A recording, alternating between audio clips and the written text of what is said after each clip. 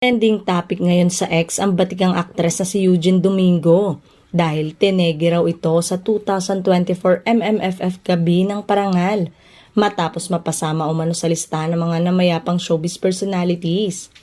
Tila matalas ang paningin ng mga netizen na nanood ng Gabi ng Parangal dahil sila mismo ang pumansin na napasama raw sa listahan ng mga namayapang showbiz personality si Uge.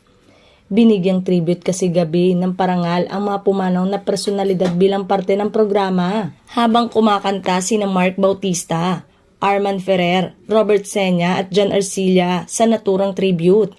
Ipinakita sa screen ang mukha ni Uge matapos ipakita ang yumaong si Cherry Hill. But take note, buhay na buhay si Uge dahil dumalo siya mismo sa naturang parangal para sa pelikula niyang And the Breadwinner Is. Kaya naman, umani ng samot-saring pambabatikos mula sa netizen ang naturang tribute. Anilay, malaking disrespect ito sa batikang aktres.